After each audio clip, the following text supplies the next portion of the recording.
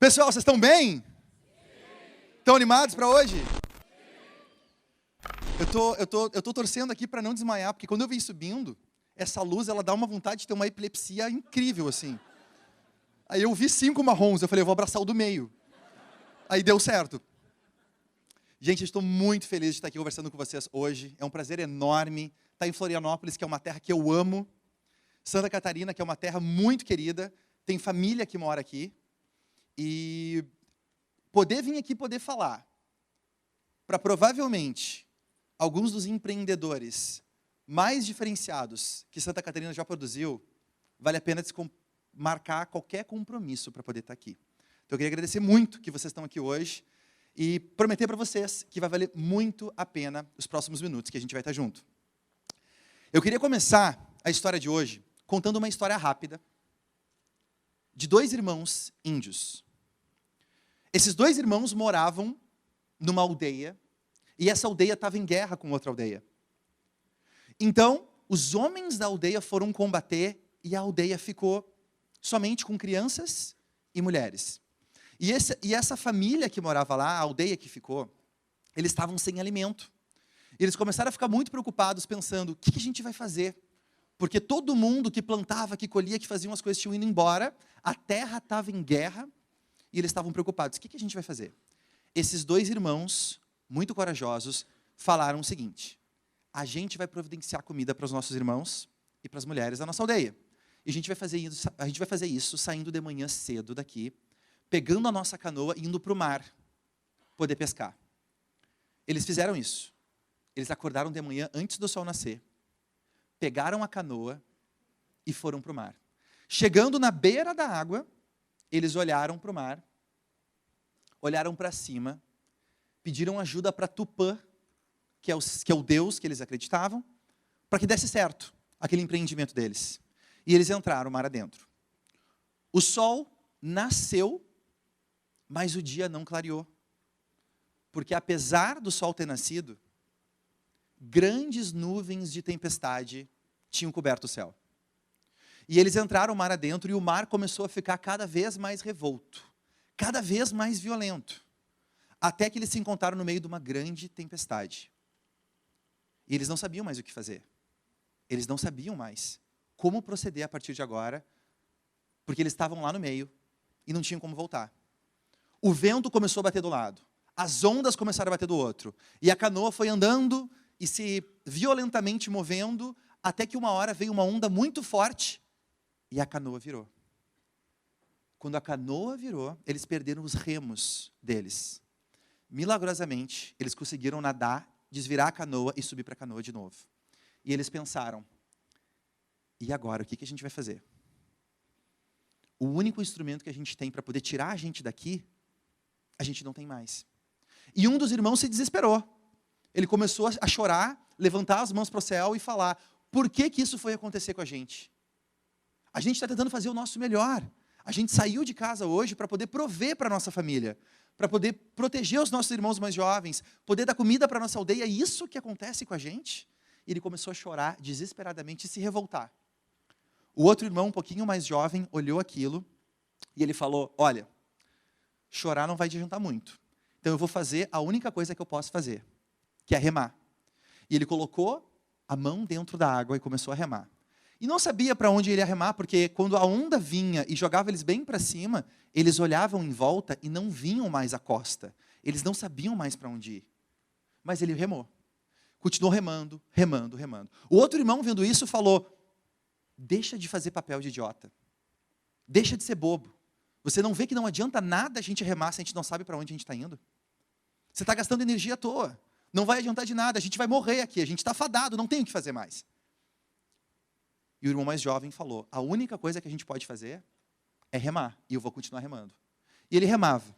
E quando ele estava remando já, que ele não aguentava mais de dor, de cansaço, que os músculos dele já estavam cedendo, ele trocava para o outro braço e continuava remando com o outro braço. E ele remava, remava, remava. Enquanto um irmão chorava, o outro irmão remava. Depois de algum tempo, que para eles pareceu uma eternidade, eles olharam por cima e a tempestade começou a acalmar. A tempestade começou a passar, os ventos começaram a ficar mais fracos, e eles viram uma visão maravilhosa. A costa e o topo das árvores lá na costa.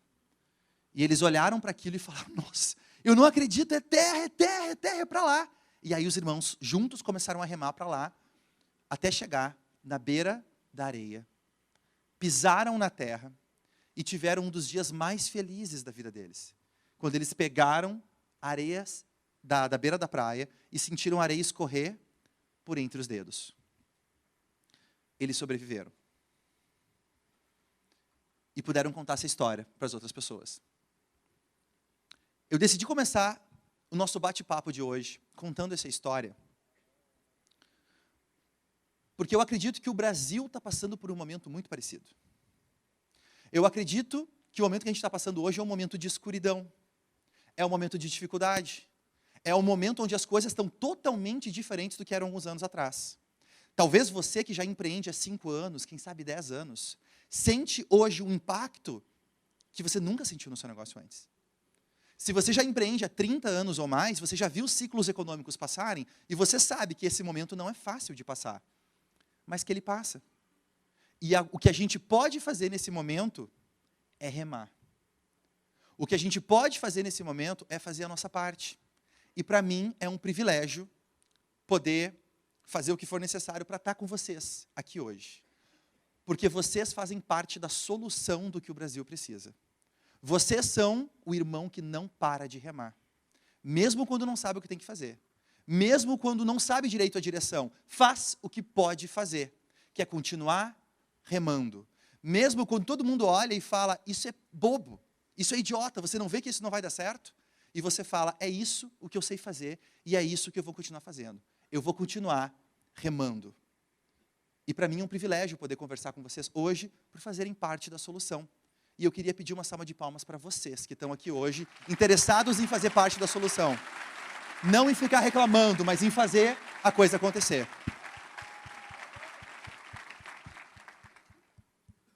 Muito bom. Hoje a gente vai falar um pouquinho sobre como vender o invisível. E eu queria começar me apresentando rapidamente. Quem aqui já ouviu falar do nome Pedro Superti? Levanta a mão para eu ver, por favor. Já. Maravilha, ali, que bom, gente, coisa boa. Ok, para as mãos que não levantaram, nunca ouviram falar, tá tudo bem. A gente está melhorando o nosso departamento de spam, a gente contratou mais pessoas.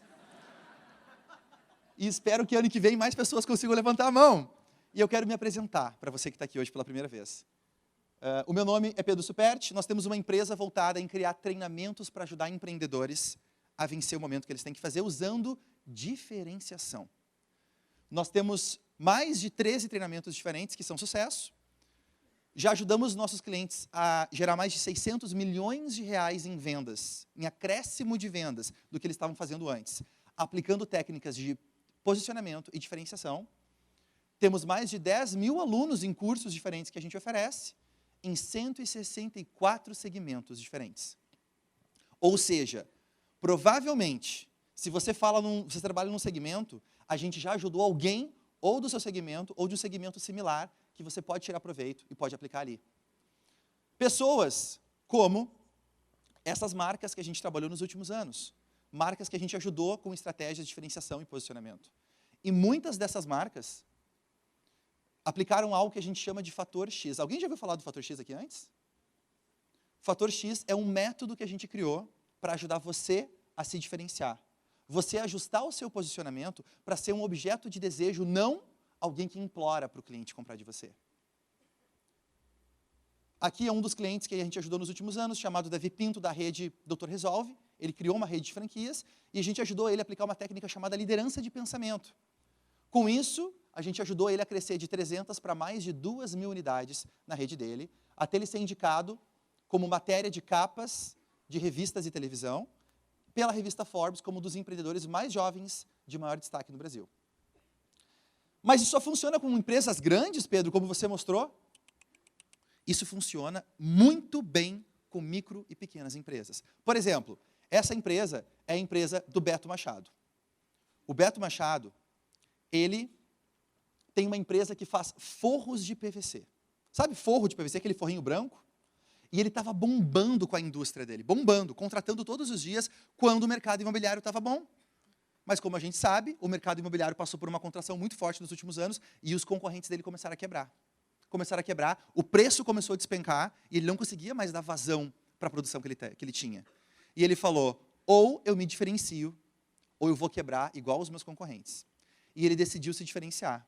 A gente ajudou o Beto a mudar o produto dele e ele conta pra gente que, apesar do mercado dele ter quase acabado, hoje ele exporta para Colômbia, Caribe, Estados Unidos e fatura em um mês o que antes ele levava 6 meses para faturar.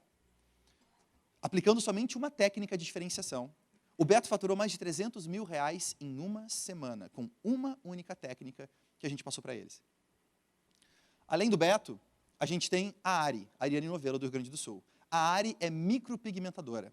Eu sei que os homens talvez tenham dificuldade de saber o que é isso, mas as mulheres sabem muito bem que é a pessoa que adorna o seu rosto ajustando as sobrancelhas. E o trabalho dela é fantástico. Tão fantástico que nos últimos anos começou a ter um monte de concorrente. E ela saiu de uma posição boa na cidade dela para mais uma. Porque todo dia tinha alguém novo fazendo isso. E ela falou, e agora? O que eu vou fazer? Os mesmos cursos que eu faço já fizeram. As mesmas técnicas que eu tenho, outras pessoas também têm. A gente ajudou a Ari a se diferenciar. E ela saiu dessa posição para uma agenda cheia de 6 meses. Pessoas esperam 6 meses para poder fazer esse procedimento com ela, mesmo ela tendo o preço mais caro da cidade dela. E hoje ela tem novas filiais e convites para dar essa palestra e contar a história dela no Brasil inteiro. A gente também tem a história do Daniel Costa. E se você acha difícil diferenciar forrinho branco ou uma clínica de micropigmentação, como é que você diferencia gasolina? O Daniel é dono de um posto de gasolina. O mesmo produto, tabelado, controlado, que na rua dele tem vários concorrentes colados nele. Como é que ele faz? Como é que você faria se você fosse um dono no posto de gasolina? Para se diferenciar. Esse era o desafio do Daniel. E ele não desistiu. Ele continuou remando. E ele aprendeu como se diferenciar. E hoje ele conta pra gente que mesmo com 8 concorrentes na rua dele, ele é o posto que mais lava carros no Distrito Federal. E saiu de um faturamento de 3 para mais de 20 milhões de reais em 4 anos, vendendo gasolina. Muitos desses clientes pagaram mais de 150 mil reais para ter acesso a esse tipo de método e consultoria que a gente oferece para eles. Bem mais do que isso. Mas hoje, eu separei um pedacinho dele para poder compartilhar com você de graça, sem custo nenhum. Porém, eu quero pedir o seu compromisso. A gente vai fazer um acordo aqui agora. Eu quero que você pegue o seu celular ou o material que você tem aí para poder escrever, o seu caderno, a sua caneta, e você fique com ele em mãos. Abre o bloco de notas do seu celular e fica com ele em mãos. Porque muitas das coisas que a gente vai falar nos próximos minutos vai gerar em você várias ideias novas que você não pensou. E essas ideias precisam estar num lugar que você vai compartilhar com a sua equipe depois.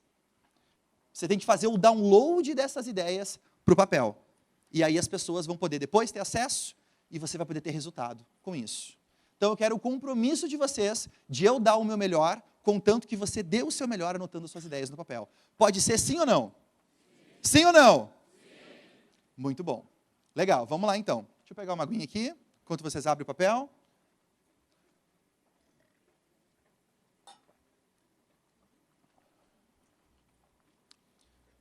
Esse aqui é o Pedro Superti, quando ele tinha 4 anos. E o meu hobby, quando eu era pequeno, era fugir de casa. Sabe cachorro? Eu não sei se você já tiver um cachorro que você não pode deixar a porta aberta, que ele diz, a missão dele é fugir de casa. Eu era esse cachorro quando era pequeno. E a minha mãe sabia que se ela deixasse o portão aberto, eu ia sumir para algum lugar. E o lugar meu favorito, o lugar que eu mais gostava de fugir, era para o orelhão. Porque eu pegava o orelhão e ficava ouvindo, eu não tinha braço para discar, mas eu ficava ouvindo o tom de discagem, e para mim era uma máquina que eu falava com outro planeta. Outra dimensão. E eu adorava isso. E o mais legal é ver o olhar de umas pessoas bem jovenzinhas que eu estou vendo aqui, que não sabem o que é um orelhão. Ok. Eles também nunca vão saber o que é teleamigos. Esse aqui é uma foto de uma das lembranças mais queridas que eu tenho da minha infância, que eu trouxe para compartilhar com você. De uma viagem que a gente fez com a minha família para o Cristo Redentor, para conhecer o Rio de Janeiro. Essa foi talvez a viagem mais sublime que a gente teve, a mais diferente, porque a minha família, ela me deu as coisas mais importantes que eu tinha, que eu tenho até hoje, que formam quem eu sou. Ética, valorizar pessoas acima das coisas e sempre acreditar que o impossível é questão de opinião. Minha família me deu essa base, desde pequeno. Mas o que eles não conseguiram me dar foi uma educação financeira, foi me ensinar a empreender. O meu pai era um empreendedor. Todo ano ele chamava a família para sentar e dizia, pessoal, o pai quer conversar com vocês porque o pai teve uma ideia milionária. E minha mãe dizia assim, puta que pariu. Todo ano era uma ideia milionária. E as ideias até que eram boas, pelo menos para mim na época eram boas. Mas elas nunca vingavam. E meu pai não sabia por quê. Hoje eu sei por quê. Mas na época ele não sabia, então ele não podia me ensinar isso. Nessa viagem que a gente fez para o Rio, meu pai chegou e falou assim, filho, vem cá. Tá vendo aqui o Cristo Redentor? Aí eu olhei aquela estátua gigantesca, quem já foi aqui no Rio sabe? Aquela estátua gigantesca lá em cima, né, do Corcovado. E ele falou, se você olhar para ele intensamente, volta e meia você vai perceber que o Cristo dá uma piscadinha para você. E eu falei, fechou. Imagina eu voltar para a escola, quando for fazer a redação do começo do ano lá, e o primeiro dia de aula era o quê? O que você fez nas suas férias? E eu vou dizer, o meu coleguinha vai dizer, eu fui tomar banho no riacho. O outro coleguinha vai dizer, eu fui jogar bola. E eu vou dizer, Jesus piscou para mim. Falei, cara, vai ser sucesso, eu vou começar já sendo popular, primeiro ano. Aí eu fiquei olhando, e ele não piscou. Aí eu voltei para ele, ô pai, tem coisa errada. Ele não piscou para mim. Aí meu pai falou, ele não piscou? Ele falou, não. Tá, mas espera um pouquinho, tu piscou em algum momento? Aí eu falei, sim. Ele falou, então é isso, ele deve ter piscado junto. E eu, com toda a minha inteligência, falei, putz, como é que eu não pensei nisso? Tá certo, pai, obrigado. Por isso que ele é meu pai. Fui lá e fiquei olhando, sem piscar. Intensamente. Quando o sol estava passando por trás do Cristo. E até hoje eu vejo 5 marrons, acho que é por causa disso também. E eu não piscava. E escorria uma lágrima pelo lado, que assim. E eu querendo ser macho, bravo. Eu sou gaúcho. Eu vou dar orgulho para o meu pai. Não vou piscar. Até que chegou uma hora que eu não aguentei. Porque ele não piscou. Eu falei, eu me rendo, não aguento mais. Aí eu fui chorando. Pai, ele não piscou. E o meu pai me ensinou uma lição que eu nunca mais esqueci. Aliás, 2. A primeira é, não faça isso com seu filho.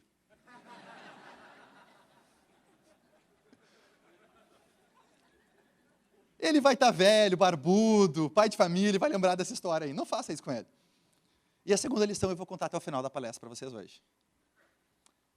Essa aqui é uma foto do Pedro e do Felipe, meu amigo, na nossa banda. A gente resolveu montar uma banda, quando eu tinha 16 anos, de punk rock. E eu tocava o baixo, e o meu amigo tocava guitarra, a gente tinha um baterista também, e o outro guitarrista, e o nome da nossa banda era Nação Alienígena. Porque todos da banda tiveram algum tipo de contato alienígena, mas isso é história para outro dia. Nação Alienígena, a gente começava a compor as nossas músicas, eu tinha certeza que o meu destino é ser star. Era ser um rock and roll star, estava determinado. E aí a gente pegou e falou, cara, a gente tem que começar a divulgar a nossa banda. E o Felipe falou, cara, vamos lá para casa. Porque o meu pai chegou esses dias lá com um CD-ROM laranja da América Online. Que você instala um programa no computador chamado internet. E eu disse, tá, mas o que essa internet é um joguinho? Ele falou, cara, é muito mais legal que um joguinho. Com a internet, você consegue digitar qualquer pergunta e ele te responde. Você tem acesso ao mundo inteiro, você pode falar com pessoas de qualquer lugar do mundo. Eu falei, cara, vamos conhecer essa internet então. A gente foi para a casa dele e eu lembro, 5 minutos, eu usei a internet durante 5 minutos. Olhei para aquele computador. Eu não lembro exatamente o que a gente fez nesses 5 minutos, mas eu lembro da trilha sonora daquele momento, que era mais ou menos assim. Depois da meia-noite, claro. De novo, os mais jovens não sabem do que eu estou falando. E os mais velhos estão rindo de vergonha. E aí, eu olhei para aquilo e eu falei, Felipe, isso aqui vai mudar a nossa vida, cara. Esse troço vai mudar a nossa vida. Para mim era claro que ia mudar a nossa vida. Aí eu falei, sabe o que a gente pode fazer? Vamos fazer um site da banda. Vamos fazer um site, vamos divulgar Alienation, o mundo inteiro vai conhecer. Já imaginei, shows lotados, palco, garotas enlouquecidas, a mídia querendo cobrir a gente na MTV. Olha só, o meu sonho era aparecer na MTV, finada MTV, né, gente? Aí ele falou, tá bom, vamos fazer o site. A gente começou, sentou, e a gente começou a aprender lá uns programas que tinha para poder fazer uns sites. E a gente fez algo que até hoje eu tive a oportunidade de poder conhecer pessoas do mundo inteiro. Geralmente, quando eu palestro, depois da palestra, eu converso com pessoas do lado de fora, e essas pessoas me contam coisas incríveis que elas fazem. Mas até hoje, eu ainda não encontrei uma pessoa sequer que fez um site mais feio do que o nosso. Era terrível, era terrível. E aí, a gente colocou o site no ar, e eu fui para casa. Depois de alguns dias, o meu telefone tocou, eu peguei o telefone, atendi, e ele falou, Pedro, tá sentado? Eu falei, não, então senta. Aí eu sentei e falei, o que foi, cara? Fala. Velho, eu entrei aqui no nosso site e tu não vai acreditar. Eu estou até tremendo. Fala, meu, pelo amor de Deus, o que houve? A gente já tem um comentário no nosso site. Eu lembro de começar a tremer também. E eu falei, Felipe, tu tem noção do que isso significa, cara? Até me embarga a voz quando eu lembro. A gente está fadado ao sucesso. A gente já tem um fã, agora é só multiplicar por mais 1000, pronto, a gente vai fazer sucesso. 30 dias depois, a banda acabou. Mas o que não acabou foi o meu amor por poder trabalhar com aquilo, aquela máquina fantástica que eu conheci por causa da banda. E eu falei, cara, eu quero aprender a mexer nisso aí, eu quero aprender como é que eu faço para dominar essa tecnologia. Aí eu pensei, onde é que eu posso ir para poder aprender isso? Tinha algumas opções. Universidade de Nova York era uma delas, que tinha um curso muito bom. Universidade de Londres e Universidade de Tóquio. Os 3 top da minha lista. E a quarta opção da lista era esse lugar aqui.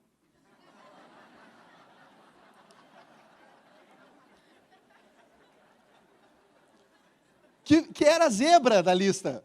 Veio correndo por fora, acabou ganhando por questão de logística. Ia ser mais fácil. Aí eu fui na frente do Senac e fui perguntar, vem cá, vocês têm curso aí para aprender a mexer com um site e essas coisas de internet? E ela falou, você veio no lugar certo. Senta aqui. Aí eu sentei. E ela falou, no futuro, tudo vai ser pela internet. No futuro, as pessoas vão comprar e vender pela internet. No futuro, as pessoas vão deixar de ir na loja por causa da internet. No futuro, as pessoas vão encontrar até namorados pela internet. A mulher já conhecia o Tinder e eu nem sabia. E quem aprender a dominar esse tipo de tecnologia vai sair na frente. E vai poder ajudar as pessoas que mais daqui a alguns anos vão querer entrar e você vai poder ajudar elas. Eu falei, pelo amor de Deus, shut up and take my money. Onde é que eu assino? Nossa, eu quero fazer isso. Aí eu esqueci de um detalhe muito importante. Quanto é que custa esse curso? Aí eu perguntei. E ela me deu uma resposta que foi um balde de água fria. Ela disse, custa R$360. A minha família, na época, os meus pais haviam se divorciado, a minha mãe, ela era doméstica, e a minha renda mensal não chegava a R$400. Então, os R$360 da época, lá em 90 e poucos, era o equivalente a 6 milhões de reais. Era impossível, eu tinha que ganhar 60 Big Brothers para poder fazer o curso, não ia dar certo. E aí, eu fui para casa, desiludido. Cheguei em casa e minha mãe falou, e aí, filho, se informou lá no curso? Falei, mãe, é a profissão do futuro. Aí ela falou, sério, que legal, e como é que faz? Eu falei, é muito legal, no futuro todo mundo vai conversar pela internet, vão namorar pela internet, vão comprar pela internet. Só que para eu aprender a fazer isso, vai custar R$360. E eu falei, não é à toa que é a profissão do futuro, porque cobrando uma fortuna dessa, ninguém vai fazer esse curso, o resto da vida vai ser a profissão do futuro. E a minha mãe falou, nossa, filho, realmente é muita grana. Tá, mas sei lá, a gente não pode perder a fé. Minha mãe sempre dizia isso, a gente não pode perder a fé. Aí eu fui dormir bem decidido que eu tinha 2 opções. Eu podia aceitar que eu tinha uma boa oportunidade, que eu tinha algo que eu realmente acreditava, mas que não era para mim, que não era o momento. E quem sabe, passar o resto da vida me lamentando, dizendo que pena que não deu. Ou eu podia fazer o que os empreendedores fazem, que é quando eles veem uma oportunidade, eles não perguntam, será que eu faço? Eles têm uma pergunta diferente.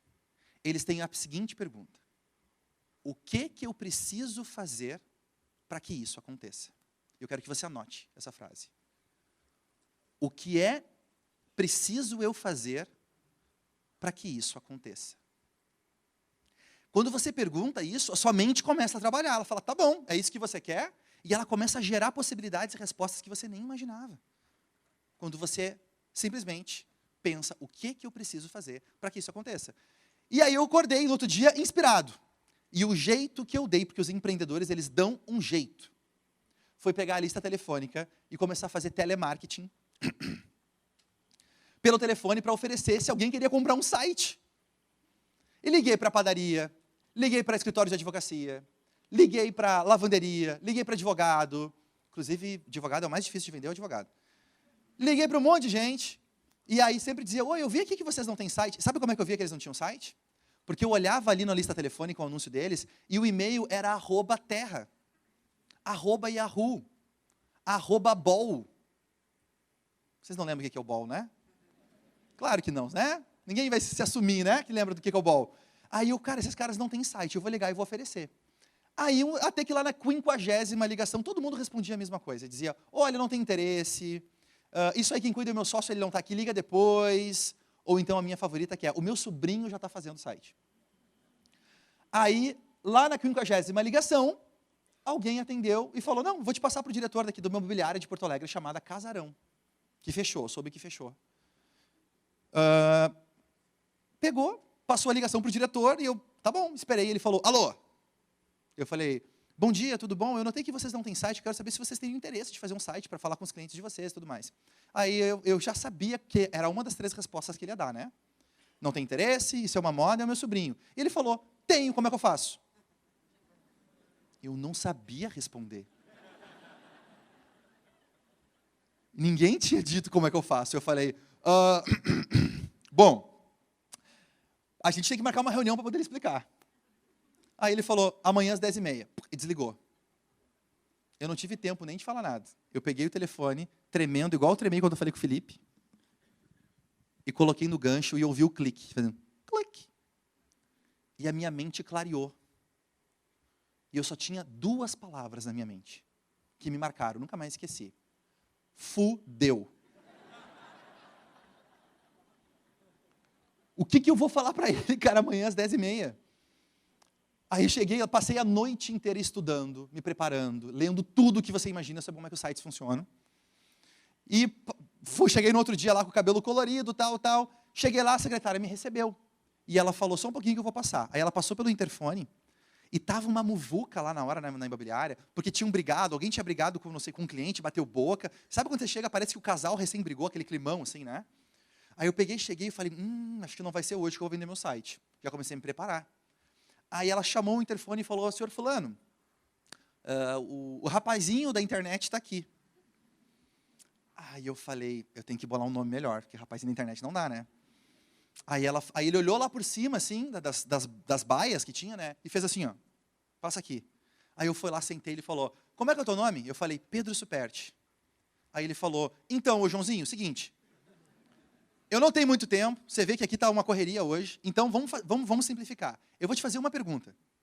Se você acertar essa pergunta, eu compro o negócio. Se você errar, eu não quero nem perder tempo, você vai embora. Pode ser? Você topa o desafio? E se tem uma frase que me tira do eixo, é quando alguém fala, topa o desafio, podia ser uma coisa que eu nem queria. Agora eu começo a querer. E eu falei, topo, ué, claro que eu topo. Aí ele falou, olha só, acompanhe meu raciocínio. Esse site, para ele poder funcionar, quando a pessoa digita o meu nome ali, né? Para ele poder abrir o site, ele tem que estar instalado num lugar, não tem que estar... Eu vi que ele tinha se preparado para a reunião. Só que eu também tinha me preparado. E eu falei, sim, tem que estar instalado, tem que ter servidor num provedor ou num servidor. Yes! Aí ele falou, muito bem. Vamos dizer que o provedor é esse meu computador aqui. Ele apontou para um computador branco com aqueles fios saindo por trás, assim, sabe? Da mesa. Se está instalado nesse computador aqui, quando eu vou embora para casa, e eu desligo a energia da empresa, o site não vai ficar fora do ar? A minha mente clareou. E eu não sabia o que responder para ele. Nunca ninguém tinha perguntado aquilo. E eu falei, rapaz, e agora? Comecei a suar frio. Começou a ter um movimento intestinal mais intenso. E eu falei, cara, o que eu vou fazer, cara? É agora, é a hora do vamos ver. E aí o céu se abriu. E eu tive uma inspiração de uma técnica que eu quero compartilhar com você agora. Quando alguém faz uma pergunta para você, que é muito importante, e você não tem muita certeza da resposta, você faz o seguinte, olha para a pessoa, olho no olho, olha para ela, intensamente. Gira os seus ombros 30 graus, de lado, olha para ela, respira fundo, e fala o seguinte, depende.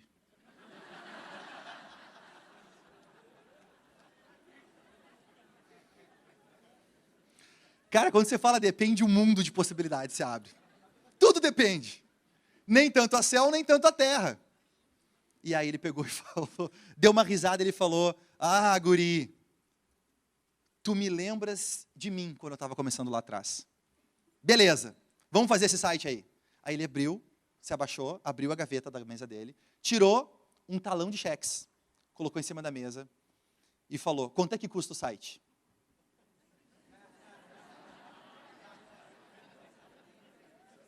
Eu não sabia. Nunca ninguém tinha comprado um site de mim antes. E eu falei o único número que eu tinha na minha cabeça. R$360. Ele pegou um cheque do Banrisul. Assinou. Me deu.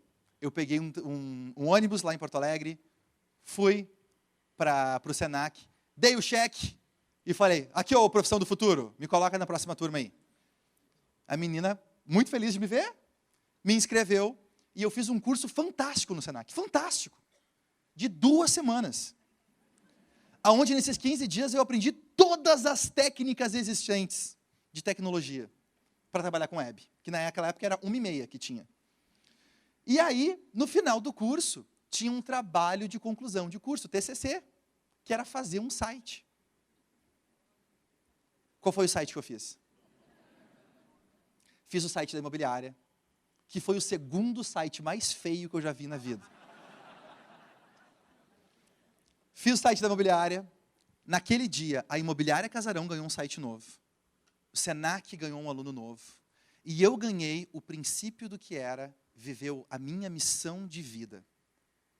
E eu só estou aqui hoje tendo essa chance de bater esse papo com você, porque lá atrás, quando uma oportunidade apareceu, eu não pensei, que pena que eu não posso fazer. Eu pensei, o que eu preciso fazer para que isso aconteça? E essa é a visão dos empreendedores, continuarem remando, mesmo quando não parece ter saída, mesmo quando os outros estão rindo, mesmo quando outra pessoa naquele lugar não faria isso. Pergunta, o que vocês estão vendo aqui nessa foto? Pode falar em voz alta, eu vou descer rapidinho porque eu quero ouvir vocês. Um de cada vez, tá, gente? O que estão falando? Cenoura, o que mais? Pera, feira. Pera não tinha visto ainda. Como? Marketing? Tomate, alho, matéria-prima, o que mais? Oportunidade. Bom, aqui no fundo. Preço, boa. O que mais? Marca? Produto, o que mais? Aqui, desse lado. Clientela, o que mais? A placa torta. Tem alguém com toque aqui entre a gente, ó. O que mais aqui? Saúde, boa. Um cara no telefone. Vocês viram que tem um cara no telefone ali? Boa. Água. Na frente do cara do telefone. Boa. O que mais, gente? Como? Relação entre pessoas. Boa. O que mais? Diferenciais?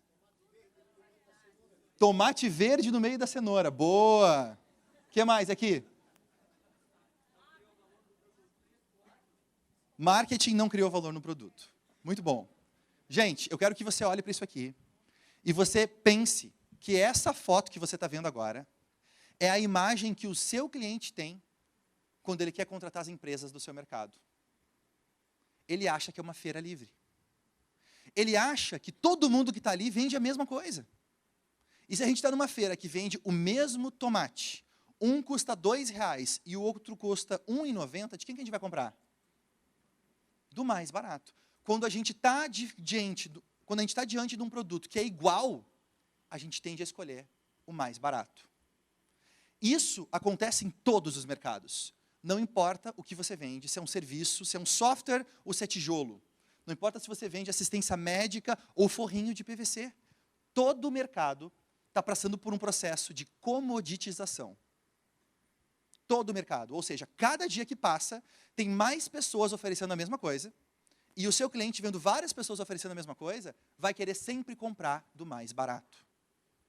A única saída que a gente tem para poder sair dessa situação é sendo diferente. A pessoa tem que olhar para você e falar, ok, tem esses tomates aqui e tem esse aqui. Tem esses serviços aqui e tem esse aqui. Tem que estar numa liga diferente, numa categoria diferente. Caso contrário, a pessoa sempre vai pedir desconto. Existe um estudo que mostra que o mercado, em média, vende em torno de 40 mil produtos diferentes. Como é que você faz, se você for esse cara aqui, para ser comprado, para se destacar? Esse mercado aqui, muitas vezes, é, do ponto de vista do seu cliente, o que ele está vendo quando ele quer comprar. Para pensar você como consumidor, quando você quer comprar alguma coisa. Você entra no Google, digita lá, médico cardiologista, ou no seu plano de saúde. E aparece 78 na cidade de Florianópolis que podem atender. Quem que é o melhor daquela lista? Não sei. Porque na minha percepção, todo mundo é igual. E se a gente não for diferente, a gente nunca vai conseguir quebrar esse estar refém do cliente, que sempre vai fazer você dar o preço mais baixo. Como escolher quando todo mundo é igual? Esse é o desafio que todo cliente passa. Como escolher quando ele olha e fala, meu Deus, todo mundo clama que tem o melhor atendimento. Todo mundo diz que tem a melhor qualidade. Todo mundo, todos os concorrentes dizem isso. Todo mundo diz, mas nós temos tantos anos de mercado, de experiência. Você entende? O seu cliente que ouve isso, ele fala, pelo amor de Deus, cara, todo mundo fala a mesma coisa. Então ele fala com você e fala, como é que é o seu nome? Aí você fala o seu nome para ele e fala, ok, Joãozinho, olha só. Você percebe? Porque na cabeça dele, você é só mais um.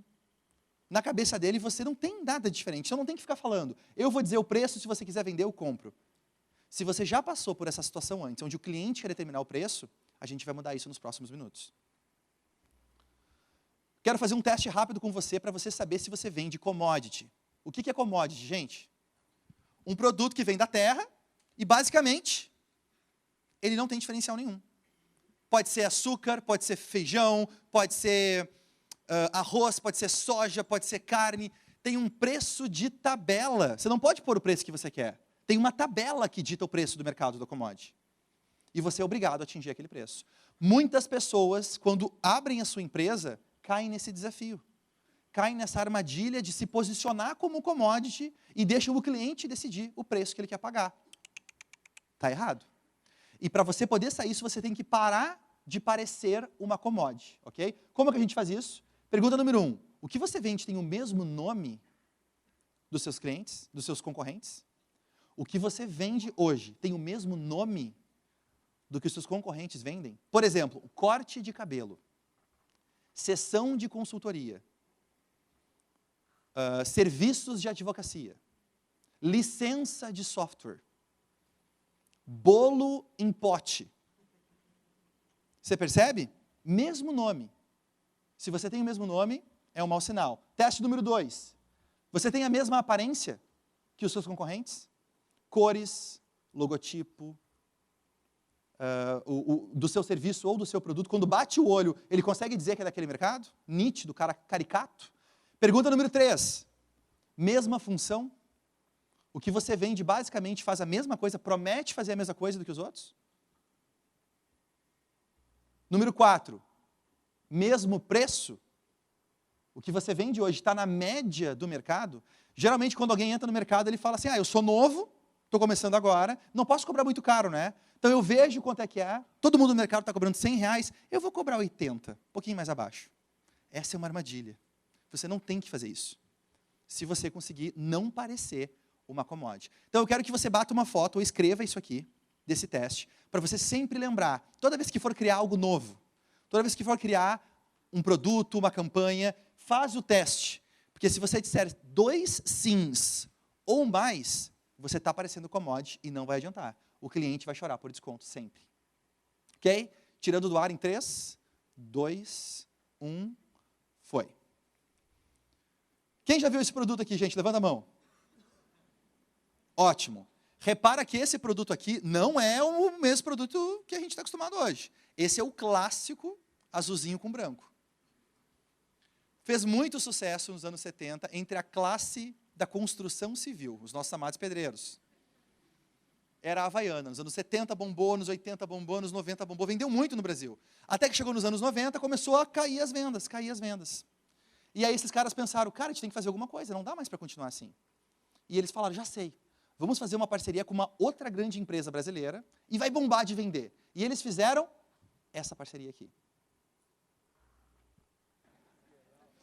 Eu ia perguntar se alguém conhece, mas vários clientes já se entregaram aqui. Que compraram essa parceria. E essa parceria deu um momentinho de vendas, mas depois começou a cair de novo. Aí eles começaram a pesquisar por que as vendas estavam caindo e descobriram que estava entrando no produto, entrava um produto no mercado, de um lugar chamado China.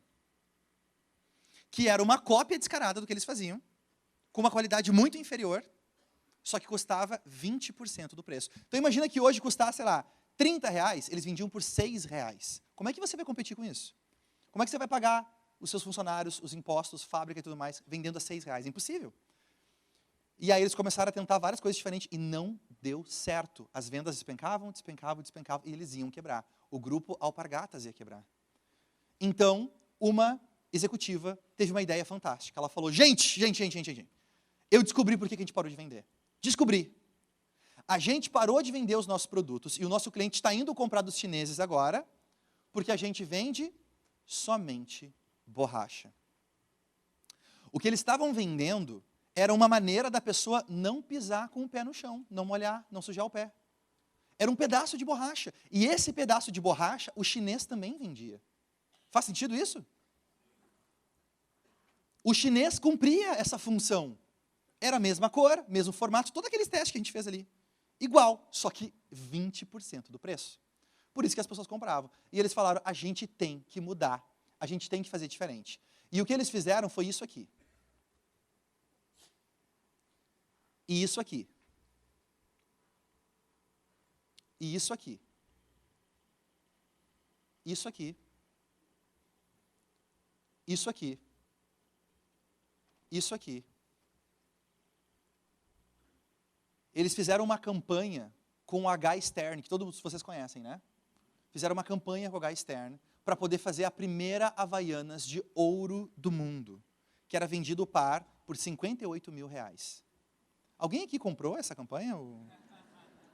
Aqui, ó, temos um cliente aqui, muito bom. 2.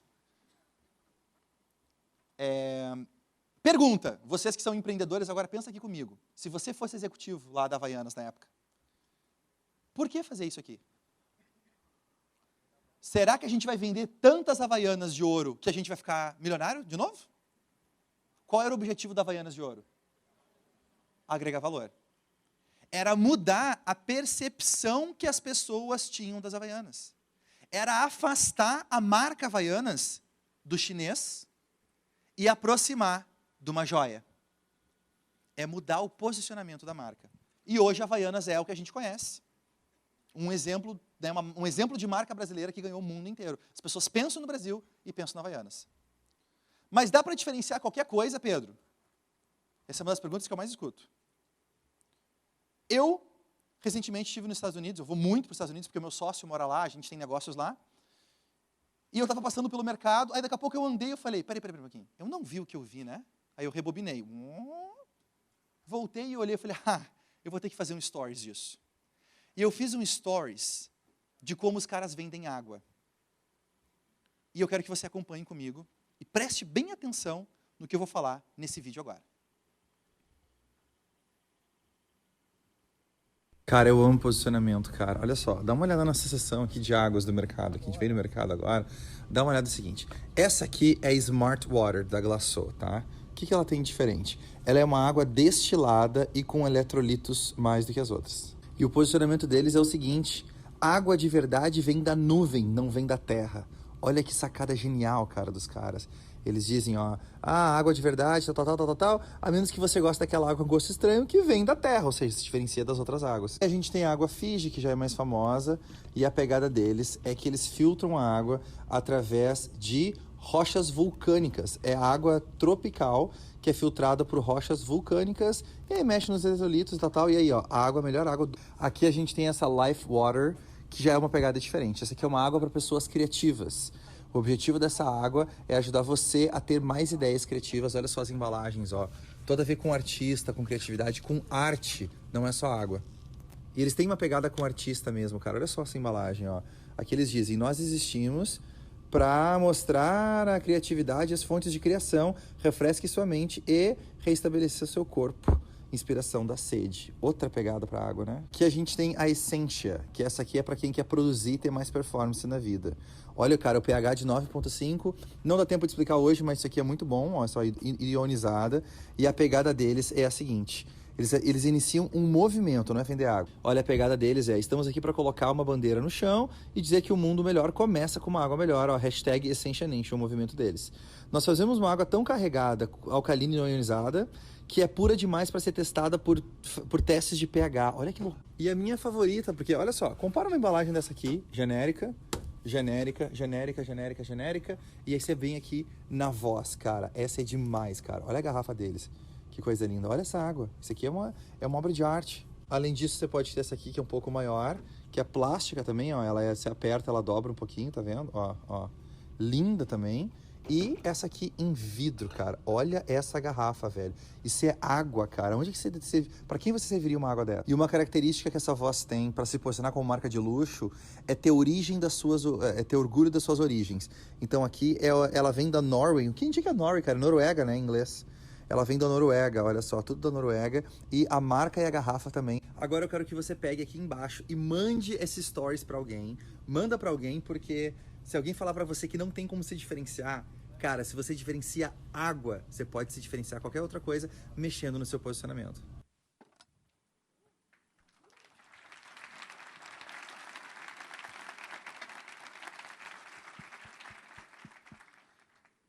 Vocês já tinham parado a pensar que tem tantos jeitos de vender água?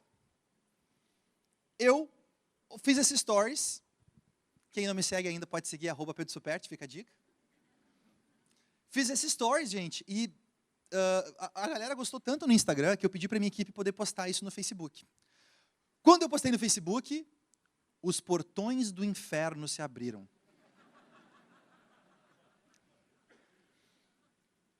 Porque o povo brasileiro se dividiu em duas facções. O que achava legal e o que não achava tão legal, vender água assim. E eu selecionei os melhores dos comentários para compartilhar com você agora. Olha só. Primeiro, a facção A. Anderson Silva. Cara, eu só quero me hidratar. Edir Ribeiro. Para quem é esperto, água boa é água barata. Se está para vender no mercado, é porque foi testada e aprovada. O resto é para quem quer se aparecer. Por outro lado, tem exatamente essas pessoas que, para se ganhar dinheiro fazendo um produto diferenciado, embalagens, é isso. Cara, é muito bom discutir com alguém que acaba com é isso. Ele não te dá a chance de continuar a conversa, entendeu? É isso, ponto. O Diego falou, tudo ilusão. Bobo é quem acredita nisso. O Elton falou, muito blá blá blá. Só para começar, água em frascos de plástico e ainda claros já são ruins. Água boa tem que ter condutividade elétrica alta, além de pH alto e baixa resistência superficial. Ou seja, desconfie. Meu Deus do céu, vocês sabiam que água boa tem que ter isso aqui? Eu tomei água da bica, me enganaram a vida inteira, cara. Não era assim a água que eu bebia quando era criança. O Leandro disse, legal, mas para mim é tudo água. O que olho de verdade é a concentração de sódio. Prefiro a mais baratinha e com menos sódio, que é toda cheia de frescura, mais cara e cheia de sal. Vocês já tomaram água com gosto de sal? Acho que ele era o Nemo, não entendi, o Leandro. E o melhor, eu guardei para o final. Gente, é incrível quando você tem a oportunidade de poder ter uma conversa sincera com alguém que é um filósofo, que é um sociólogo, alguém que estuda profundamente o comportamento humano, e ele consegue te dizer em poucas palavras a verdade sobre as coisas, que foi esse aqui.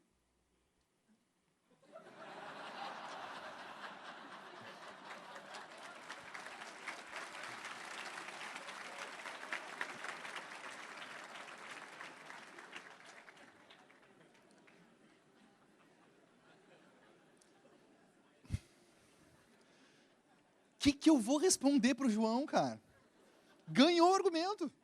Eu não tenho argumento técnico para combater ele, né? Com essa profundidade que ele fez. Esses são os tipos de pessoas que a gente vai encontrar em qualquer mercado. Nos seus clientes tem um João. Tem umas cabecinhas balançando, tem vários João, pelo visto. Agora eu quero compartilhar a outra facção. A outra galera que achou legal vender isso. E eu quero que você note, perceba a diferença do vocabulário.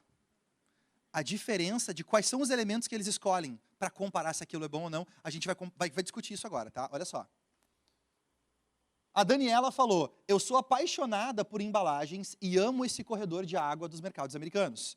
A voz é linda. Primeira vez que eu vi nos Estados Unidos, eu comprei e trouxe a embalagem para o Brasil. A Milena falou, me deu água na boca, só de ver. Bicho, quero provar todas. A Márcia falou, deu até vontade de beber. Água nessa embalagem luxuosa. Valeu a dica. O Eduardo falou, MEN, KRL, que deve ser uma sigla da CIA, não sei o que é. MEN, isso foi foda. Se você consegue diferenciar até água, consegue diferenciar qualquer coisa. O Rodrigo falou, Mateus, os caras fizeram água virar artigo de luxo. Qual é a diferença entre esses dois tipos de pessoas? Perceba que os argumentos do primeiro grupo são técnicos. Eles pegam coisas técnicas. A resistência da água, o teor de sódio, a baixa resistência superficial, viadagem. Só argumento técnico. E ele pega elementos técnicos por quê? Porque toda vez que você tangibiliza o que você vende, você torna ele mais comparável com os concorrentes. Eu quero que você anote essa frase.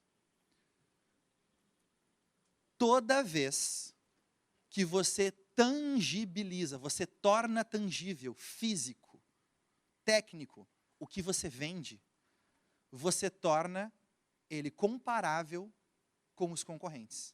Antes até não dava para comparar. Quando você começa a discutir a parte técnica, se torna comparável. As maiores marcas do mundo não tangibilizam o que eles vendem. A gente vai ver isso agora. As piores marcas do mundo, sim.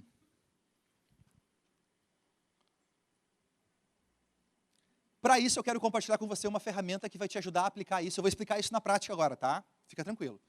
Chamada pirâmide do valor agregado que a gente usa com clientes de consultoria. Isso mostra os 3 níveis de comunicação que as empresas geralmente usam. Eu quero que você tente identificar qual delas que você está, ok? Na base da pirâmide, a gente tem o nível bronze, que a gente chama de função. É a comunicação a nível de função, onde você diz o que você faz. Pronto. Com o que você trabalha? Eu vendo bolos. Eu sou advogado. Eu sou cardiologista. Eu sou designer. Eu sou web designer. Você percebe? Só isso. Pronto. Você só descreve o que você faz. 70% das empresas do mundo se vendem assim. Se eu entrar no seu Instagram agora, 70% das pessoas que estão aqui provavelmente está dando esse nível de comunicação. Fala do produto, do que faz e pronto. Mas tem um jeito bem melhor de fazer isso, gente, que é o nível acima desse, que é o nível de benefício, o nível silver, que a gente chama, de prata. 20% das empresas do mundo somente conseguem se comunicar no nível de prata, que é o de benefício. Benefício não é o que você vende. Benefício é como o que você vende melhora a vida da pessoa. Você fala em termos de como a vida dela vai ser melhor. Ok? 20% das empresas conseguem se comunicar a nível de benefício. Mas tem um jeito melhor de todos, que é o que eu convido você, a partir de hoje, a fazer uma meta de aprender a se comunicar nesse nível, que é o nível do intangível, o nível de ouro do intangível. Somente 10% das empresas do mundo se comunicam no nível do intangível. Eles não vendem algo físico, eles vendem o intangível daquele produto que eles estão te entregando. Eu vou explicar sobre isso agora, mas é o intangível. Um exemplo, se eu fosse comprar um carro, homens, se eu fosse comprar um carro, quando um vendedor vai me vender um carro, ele fala assim, olha, o meu carro no nível função, tá? Como é que uma empresa de função se comunica? Me acompanhe aqui. Função. Olha, o meu carro, esse modelo aqui, é um modelo lindo, 2.0, motor 16 válvulas, tem 4 portas, 4 pneus, não, 5 portas, né? Porque parece que a porta-malas é uma porta também. 5 portas, ele tem trava elétrica, ele tem direção hidráulica, blá, blá, blá, blá, blá, blá, já caiu no sono. Você conhece alguém vendendo carro assim? Ele está falando do nível de função. Ele está me descrevendo o que aquilo faz. 70% das empresas faz isso. Se eu falasse com um vendedor que é mais inteligente, ele foi treinado para isso, ele ia se comunicar no nível de benefício. Ele ia falar, olha, você tem filhos? Ele dizer, sim, tenho filhos. Você leva o seu filho na escola? Levo. Pensa o seguinte, o meu carro, ele tem uma tecnologia que quando você chega para entregar o seu filho na escola, ali na beira da escola, você para o carro, você aperta um botão do lado da sua porta e a porta da criança se destrava, que até então estava travada, se destrava, ela pode descer, você aperta outro botão e a porta fecha sozinha e você pode sair do carro sem precisar sair do carro. É muito mais rápido e seguro. Essa tecnologia chama-se trava elétrica. Alguém comprou um carro assim, pelo visto. Você percebe? O que eu acabei de fazer? Eu expliquei como é que a trava elétrica muda a vida da pessoa. Eu não digo só que é uma trava elétrica. E vocês certamente já ouviram vendedores vendendo nesse nível, mas é mais raro, não é? Qualquer coisa a gente pode vender nisso. Se eu entendo como é que eu mudo a vida da pessoa com aquilo que eu vendo. Mas mesmo assim, por isso que é só 20% das empresas. Agora o ouro, gente. O ouro são só as grandes marcas que chegam lá e compram essa briga de poder se comunicar nesse nível. Que é o seguinte, como é que eu vendo um carro no nível ouro? Eu perguntaria para o cliente, você trabalha com o quê? Eu sou advogado. Há quanto tempo você se formou? Há 6 anos. Quanto tempo você estudou na faculdade? Uns 8 anos. Ok. Então você está há 8 com 6, 14, né? Você está há 14 anos estudando, se esforçando para ser o melhor advogado que você pode, certo? Sim. Você hoje é melhor do que quando começou? Sem dúvida nenhuma. Você hoje é mais competente, ajuda mais os clientes? Sem dúvida nenhuma. Quando você chega para uma reunião ou para uma audiência, as pessoas olham para você, elas percebem que você é melhor hoje do que você era quando começou? O que eu vou te vender vai proporcionar isso. Vai ser um prêmio para você bater no peito e poder falar, eu mereço, eu venci, eu progredi, eu não sou mais aquele cara de 16 anos atrás. Eu sou uma pessoa bem-sucedida e o meu carro tem que estar à altura da minha posição. É isso que eu vendo. Faz sentido isso, gente? Isso é o intangível. Isso é o orgulho, é a autorrealização, é o status, que tem uma função na sociedade super importante. É intangível. Como é que eu compro meio quilo disso? 1 metro disso? Você percebe? Não tem como. Isso é o intangível. É isso que as grandes marcas se posicionam e vendem e despertam um desejo desesperador, que as pessoas fazem meta de vida de comprar aquilo. Você tem um cliente seu que fez meta de vida de ser seu cliente? Você tem um cliente seu que quando ele comprou de você, ele quase chorou, porque ele não estava acreditando que ele teve a chance de comprar de você? Se você começar a se comunicar no intangível, isso vai acontecer todos os dias. Pergunta, aqui em Floripa tem prato feito, gente? Ou como é que é o nome daqui? Quentinha? PF. Quanto custa uma PF aqui? 10? 15? 20? Esse bairro tá mais caro. Tá ficando mais caro para cá. 20? Depende. Vamos dizer então que custa aí, sei lá, R$10 então, beleza? R$10 um prato feito. Gente, o que tem no prato feito? Arroz, feijão, carne, salada, batata. Fechou? É o quinteto fantástico. É isso. Se você é dona de um restaurante e vende um prato feito, como é que você faz para conseguir vender um prato feito mais caro que o cara do lado? O que rolou? O que eu não ouvi? Como? Farofa? É um bônus, né, cara? Dá um bônus. Farofa e um suquinho também de brinde. Um suquinho de uva, né? Imagina que a gente aqui está pensando, cara, nosso restaurante tem que vender mais. Não dá para a gente vender a R$10. Quantos pratos eu tenho que vender para poder ficar milionário a R$10?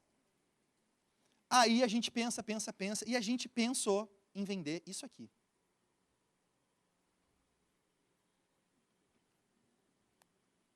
Quanto custa uma marmita fit? 30? 16, 18? Quem dá mais? Vamos dizer que custe, sei lá, R$25 um prato de marmita fit. Gente, é quase o dobro, não, é 150%, é isso, né? A mais por menos comida. É verdade ou não é? E eu gosto de falar disso, sabe por quê? Você já percebeu que na vida, tudo que tem muito, vale pouco. E tudo que tem pouco, vale muito. Às vezes o nosso erro é dar demais para o cliente. É se esforçar, é se desdobrar, é dar tanto para ele, que ele fala, cara, esse cara não pode ser tão bom. Se ele fosse bom, ele não ia estar fazendo isso. E se eu não estou aqui hoje para falar isso para você, talvez nunca ninguém vai falar isso para você. O seu erro pode ser estar fazendo demais. E assim passando a percepção para ele de que você não vale muito. Você compraria um perfume francês por €1.000, que vem com 3,5 litros de perfume? Por que não? Porque se vem 3,5 litros, não pode ser tão bom assim. Mas se for desse tamanho, e tem uma embalagem de madeira, que existe há 200 anos, e foi feito num castelo, tá subindo o valor, né? Por um monge. Inclusive, quem quiser, eu tenho um perfume desse para vender aqui na saída. Tô brincando, não tem, tá, gente? Percebe? Olha como eu estou construindo o valor. E a pessoa, daqui a um pouco, ela acha €1.000 muito barato. Eu não acredito que eu só paguei €1.000. Meu Deus do céu. O que eu estou falando é enganar as pessoas? Não. É você ser pago o valor que você merece. E isso só acontece se você tem qualidade. Se você não tem qualidade, você nem devia estar no mercado. A grande maioria dos empreendedores que eu converso, quando eu vou olhar, é fantástico o produto deles. É fantástico o serviço. O cara gastou anos aprimorando aquilo. Só que ele está vendendo como prato feito. E as pessoas não percebem. Por isso ele não consegue aumentar o preço dele. Faz sentido sim ou não? E se eu quiser vender por mais caro do que R$25, gente? Quiser vender mais. Vamos dizer que eu quero vender a R$100. Como é que eu faço para vender? Coloco um selo gourmet. Marmita fit, gourmet. É tipo o Capitão Planeta, né? Eu vou mostrar um vídeo agora de uma empresa que faz isso, que consegue vender isso a mais de R$100. Acompanha comigo qual é dos 3 níveis de comunicação que essa empresa se usa, tá? Acompanha comigo, vamos lá. A galera do escritório conseguiu sair mais cedo. Eu ouvi Outback. A família da Luísa vai cantar os parabéns. Eu ouvi Outback. A turma do colégio resolveu se reencontrar e o casal apaixonado combinou um belo jantar. Eu ouvi Outback, eu ouvi Outback, eu ouvi Outback, eu ouvi for dirigir, não beba. O que esses caras vendem? Momento, experiência, alegria. Gente, repara na música da propaganda. Começa assim a letra, é muito profunda. A galera do escritório resolveu sair mais cedo. Já começou errado, porque eles estão matando o serviço já. A galera do escritório resolveu sair mais cedo. A gente sai mais cedo para coisa ruim? Não. Sai mais cedo porque vai comemorar, vai fazer alguma coisa com a galera. A Luísa foi para lá para cantar os parabéns. A galera da faculdade resolveu se reencontrar e o casal de namorados se encontrou para o jantar. O que eles estão vendendo? Quantas calorias tem a comida deles? Quais são os ingredientes que compõem a comida deles? Qual é a carne? Qual é a batata? Qual é a salada? Eles não falam isso.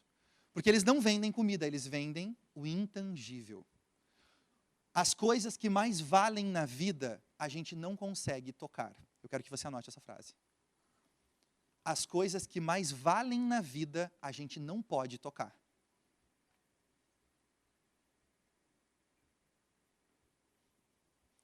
As coisas mais importantes dessa vida, a gente não pode pôr numa caixa. As coisas mais cruciais da nossa existência, a gente não consegue mandar pelos correios. Elas são intangíveis. E quem descobriu isso foi um estudo de vários psicólogos que eu vou mostrar para vocês agora. Mas eu quero só que você cheque. Você conseguiu ver os 3 níveis de comunicação aqui? Nível número 1, lá do prato feito. Eles vendem comida, certo? Nível número 2, vendem, a marmita fit vende o quê? Saúde. E no 3, vende grupo, conexão, comemoração, celebração. Totalmente intangível. Repara, gente, como eu estou saindo da carne, que é bem tangível, e começo a me desmaterializar. E começa a virar algo intangível. E eu falo do conceito daquilo, que é o que tem um valor altíssimo para a gente como ser humano. Ao invés de falar do físico, que é as calorias da carne, que é o que todo mundo fala. Faz sentido sim ou não? Sim ou não? Tá, porque se não fizer, eu explico um pouquinho melhor. Olha só, eu quero compartilhar com você agora um estudo que os psicólogos fizeram durante 60 anos sobre o que motiva o ser humano.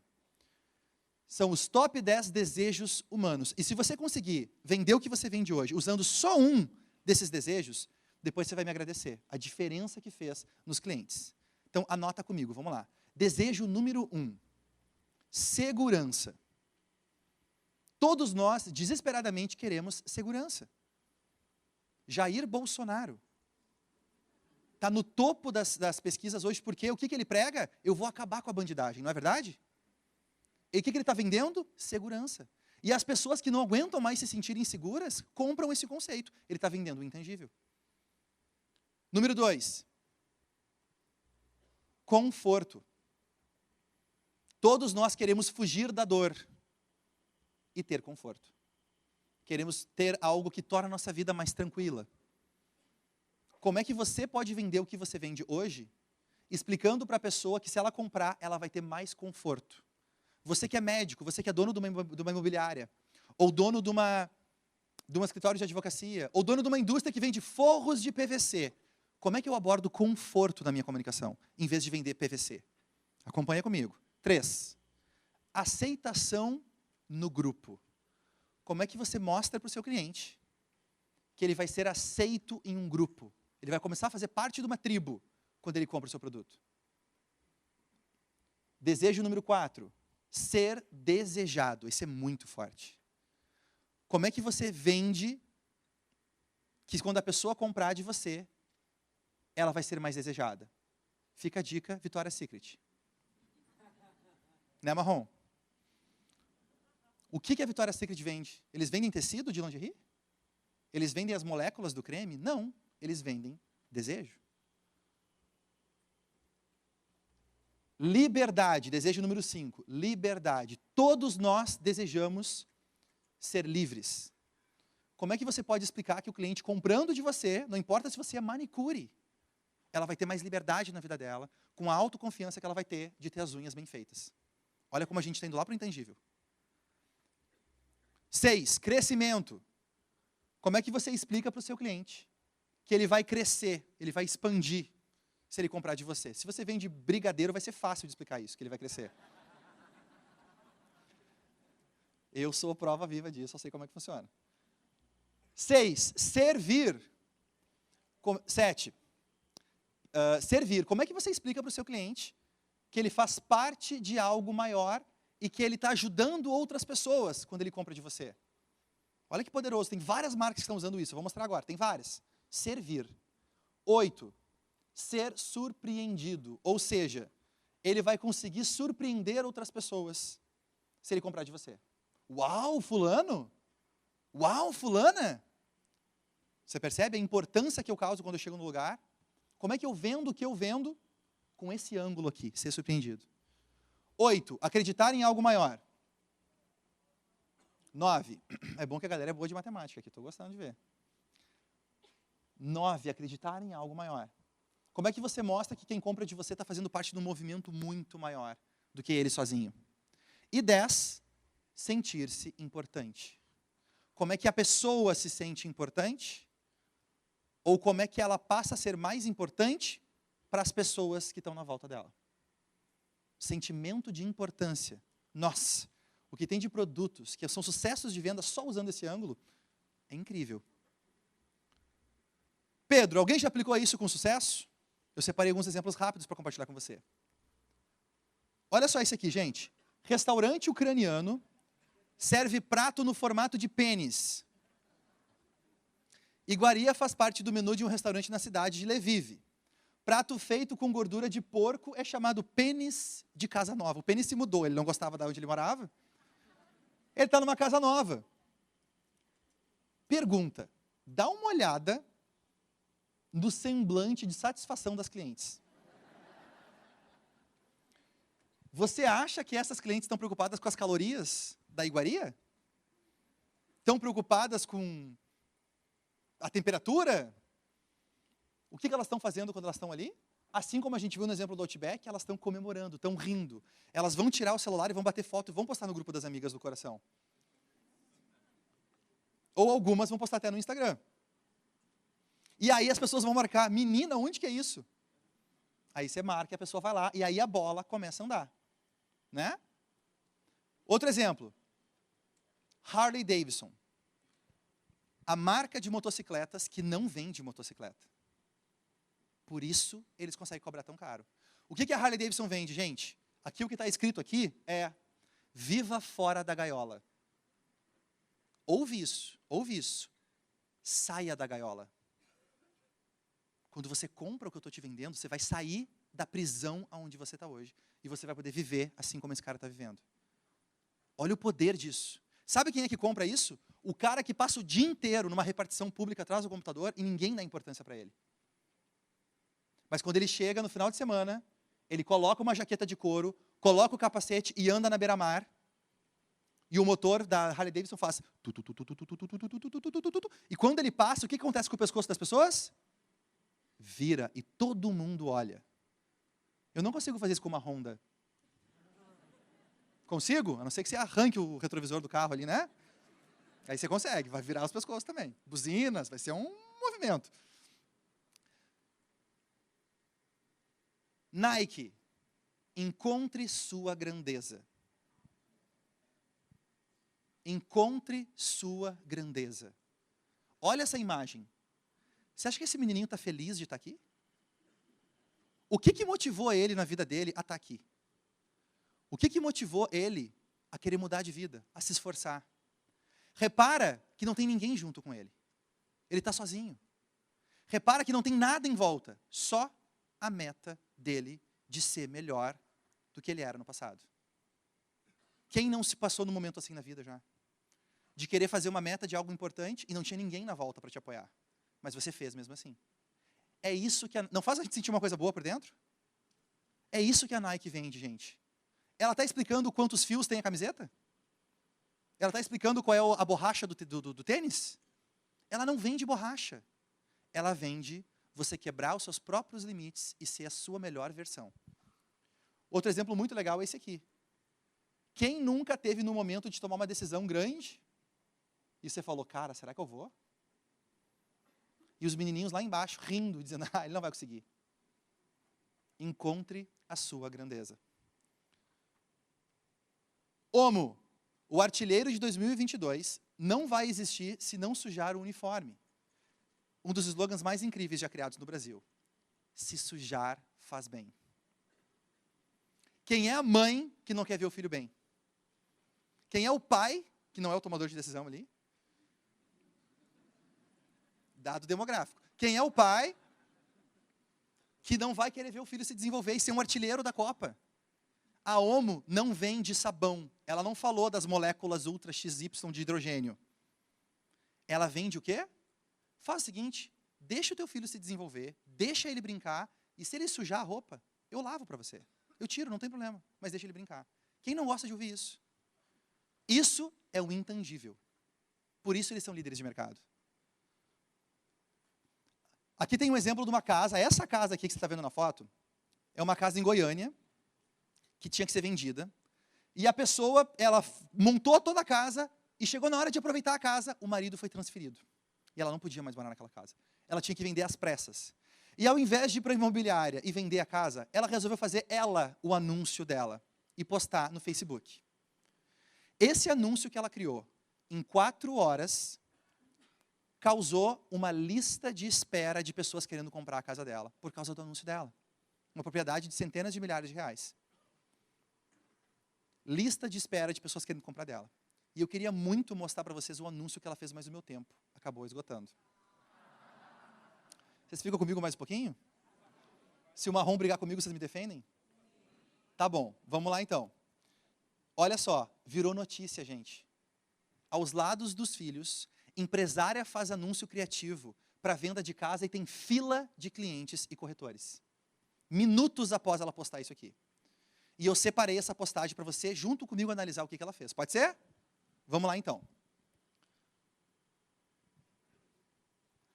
Quando nos mudamos para cá, um sentimento imenso de alegria e gratidão tomou conta de mim. Era a nossa casa e nela tínhamos tudo o que desejávamos. Eu amei profundamente cada dia que vivi o aconchego desse lar. Vi meus filhos acordarem cedo, cedo mesmo, quase madrugar, só para brincar de entrar numa porta e sair na outra, rodeando a casa infinitas vezes.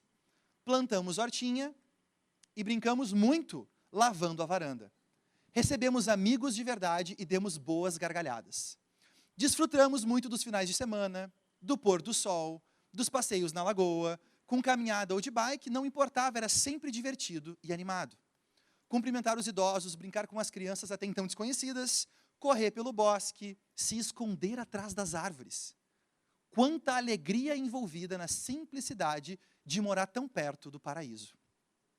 Muita gratidão por poder oferecer a eles a experiência de ir tão cedo à padaria comprar pão quentinho ou sentar num banco de praça e observar o tempo passar mesmo morando numa metrópole. Mas agora é chegada a hora de me despedir e guardar para sempre no coração as boas lembranças de lá. Na verdade, não cabemos mais lá. A família cresceu, o carro virou uma van, os brinquedos uma montanha e o amor uma jornada incrível e espaçosa. Por isso, desejamos que a nova família que for morar lá viva tantos quanto mais momentos especiais como os nossos. Que sejam infinitamente felizes como nós fomos. Vou sentir saudades, mas não é com pesar. É com alegria que colocamos à venda um lugar especial para nós. Para agora, outro chamarmos de lar. Amigos, se você gostou desse lugar e quer nos ajudar a divulgar, abençoar e encontrar essa família tão especial que vai viver lá, fique à vontade para compartilhar ou marcar nos comentários.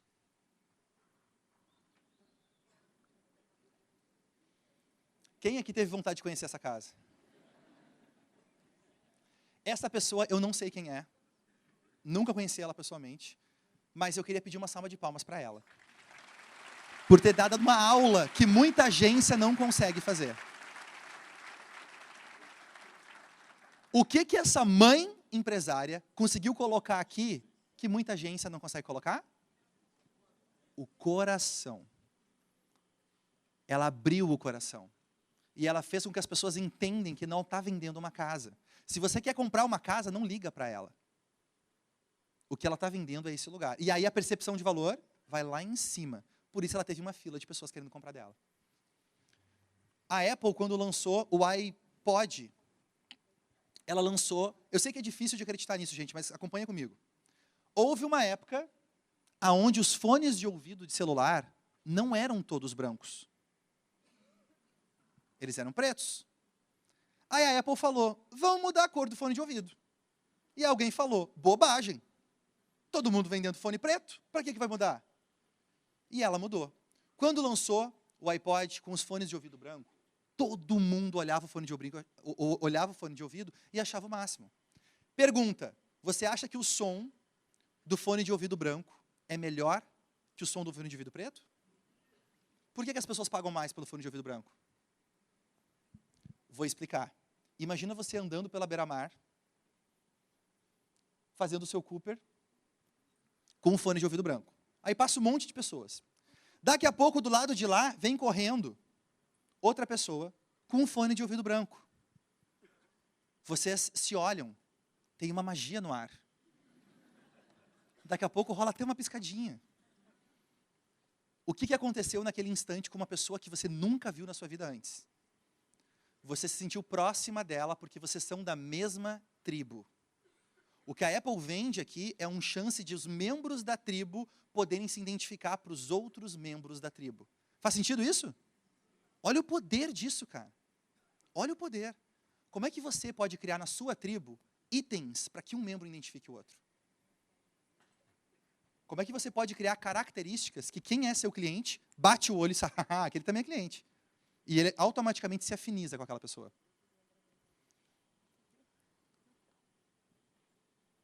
Aqui nós temos uma das campanhas mais bem-sucedidas de todos os tempos, da Dove. Campanha pela beleza real. Talvez os homens não lembrem, mas as mulheres certamente devem lembrar dessa campanha. Onde eles diziam, tá tudo bem se você não tem o corpo da menina da revista. Porque nem a menina da revista tem esse corpo. É no Photoshop. Você tem que ter orgulho do seu corpo, orgulho do seu cabelo, orgulho das suas sardas. Porque a beleza real é o que torna as pessoas bonitas. O que a Dove está vendendo aqui, gente? Sabão? Sabonete? Hidratante? Não. E a pessoa que se conecta nesse nível emocional com essa marca, uma vez, todos os outros produtos passam a ver de um jeito diferente. Faz sentido isso? O que eu vou falar do granado? A minha avó era viciada em granado. Ela falou, tá com dor de cabeça? Passa um pozinho, granado que passa. Ele bateu o pé jogando bola? Passa um pozinho que passa. Ele rodou de ano também, não passou o pó granado? Tá vendo ali, ó? Só que o que acontece? A nossa geração mais jovem não quer necessariamente ainda comprar a mesma embalagem que a nossa avó comprava lá atrás. E a Granado sentiu isso. Eles estavam perdendo vendas. O que eles fizeram? Isso aqui. Vocês viram as lojas novas da Febo? Você entra ali, é um orgasmo de cheiro, assim. É incrível a loja, é incrível. Né? Os móveis e tudo mais, é uma experiência totalmente diferente. Cartão Black. Gente, houve uma época que ninguém tinha cartão Black. Aí a American Express falou, vamos mudar a cor do cartão. Aí alguém falou, mudar para quê? Está funcionando o outro? Vamos manter assim. Não, vamos mudar a cor do cartão. Tá, mas qual que vai ser o diferencial? Ele funciona melhor, a tarjeta, ele tem um chip, o que ele tem? Vamos fazer o seguinte, somente quem gasta $200 mil por ano ou mais é elegível para ter esse cartão. Eles não deram conta da demanda de gente desesperada para ter o cartão. Desesperada. E aí os bancos começaram a copiar, como todos os seguidores, quando vê uma coisa legal, copia e faz também. Esse cartão, qual é a função dele? É quando vocês saírem daqui de hoje e forem para o Outback. Quando chegar a hora de rachar a conta, você tira o seu cartão Black e põe na mesa, a mesa faz assim, ó, pof, pro lado. Essa é a função do cartão Black. Gente, a tarjeta dele é melhor que os outros cartões? Ele processa mais rápido que os outros cartões? Não, porque a comunicação não é no nível funcional, é no intangível. Por isso a gente deseja, por isso a gente paga mais caro. Você não nasceu para vender sua borracha. E eu queria encerrar com isso. Você nasceu com uma missão. Você nasceu com um objetivo que só você pode fazer. E ter a sua empresa, poder empreender, é o meio mais poderoso de fazer isso acontecer e impactar um monte de gente. Mas se você abrir mão da sua voz para só replicar a voz de outra pessoa, ao invés de ter uma voz única, agora você é um eco de uma outra pessoa. E o eco não tem utilidade para a gente. O que tem utilidade é uma voz original que guia a gente para onde a gente quer chegar. O cliente de vocês precisa ouvir essa voz. Mas para isso você tem que ser único, você tem que ser original, você tem que ser diferente. Eu vou encerrar contando uma experiência que eu tive quando fui morar nos Estados Unidos.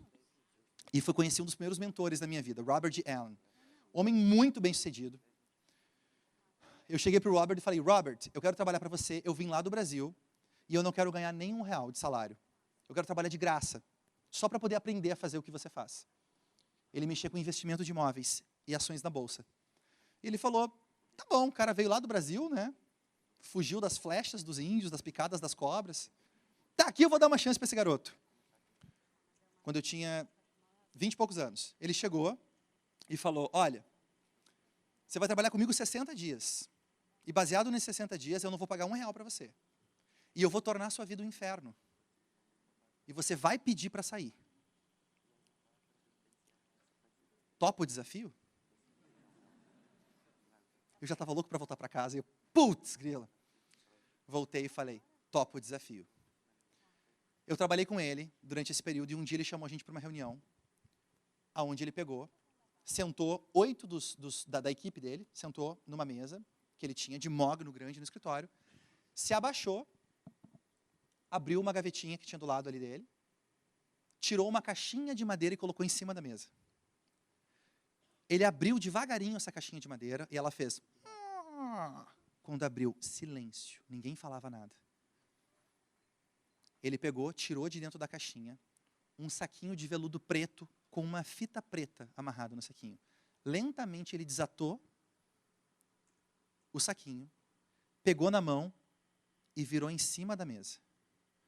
Quando ele vira esse saquinho, caem dali de dentro dezenas de pequenos diamantes. E ele disse, hoje a vida de um de vocês vai mudar. Porque aqui no meio desses diamantes, existe um diamante que vale $300.000. E todos os outros são cópias de diamante, chamados zircônia, que valem centavos. É um pedaço de plástico. Se você conseguir apontar para mim qual que é o verdadeiro diamante, eu vou dar esse diamante para você, você pode levar para casa. Imediatamente, eu pensei, $300.000, convertendo no Brasil, dá quase R$1 bilhão. Cara, eu vou ser sheik. Eu vou voltar para casa, imediatamente eu pensei, iates, aviões, mulheres. Falei, cara, imagina eu voltando com todo esse dinheiro. Já comecei a montar um império do que eu investi, incrível. E aí foi a primeira pessoa, olhou, apontou, ele olhou, falou, não, próximo. Foi a segunda pessoa, olhou, apontou para ele olhou, falou, não, próximo. E cada pessoa que ia passando, a minha frota ia diminuindo. Chegou numa menina que trabalhava com a gente, ela apontou, super confiante, foi a mais rápida. Ah, eu sabia. Quando eu olhei a confiança dela, eu falei, fudeu. Ela sabe, é óbvio que ela sabe. E comecei a pensar, perdi a minha fortuna. Ele olhou e falou, não, próximo. Eu, feito. Passou para a próxima pessoa, ele tremendo. Ele, cara, o que eu vou fazer? Era o mais tímido do grupo. Ele olhou, isso aqui deu para ele olhou, não, próximo. Foi para a próxima pessoa. E eu falei, ai, cara, vai ser agora. Eu era o último da fila. Vai ser agora. É a minha vez. Erra. Ele olhou. Não, próximo. Peter, é você. Movimento intestinal começou. Um calafrio começou a subir. E eu falei, eu estou literalmente, talvez, no momento mais decisivo da minha vida. Se eu ganhar $300.000, nada mais é impossível. Nada mais é impossível. E eu olhei e começou a bater um desespero tão grande, porque todas as pedras eram iguais. Todas as pedras eram iguais. E eu falei, cara, eu vou ter que escolher alguma, tá todo mundo olhando para mim. Aí eu olhei, e eu queria uma dica, e nada. E aí eu peguei e fiz o que todo gaúcho orgulhoso, macho, homem de negócios faria naquele caso. Fechei o olho e dei qualquer uma para ele. Ele pegou, olhou, e tão rápido quanto ele disse para os outros, ele disse, não. Nesse momento, a Polícia Federal veio e levou meu último iate. Acabou o sonho. E eu falei, mas não é justo, porque eles são todos iguais. E ele falou, eu vou ensinar para você como é que você diferencia um diamante de uma zircônia. Você pega o diamante na sua mão e faz assim, do diamante. Olha para ele. Se ele ficar embaçado, ele é um diamante. Se ele ficar embaçado, ele é uma zircônia. Se ele embaçar imediatamente e ele apagar, ele é um diamante. Porque o diamante ele não é um bom condutor de temperatura, de calor. Aí eu falei, agora não me adianta falar isso, né? E ele falou, eu não tenho, e essa frase que eu queria encerrar hoje compartilhando com vocês. Eu não tenho o que eu tenho, porque depois eu fui aprender a diferenciar os diamantes. Primeiro, eu busquei conhecimento para aprender a diferenciar um diamante de uma zircônia na minha vida. Por isso, hoje eu tenho esses diamantes.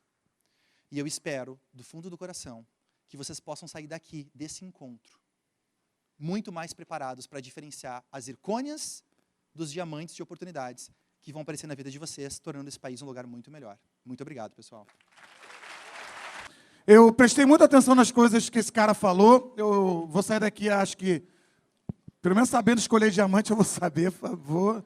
É só soltar o bafo e se ele não desmanchar,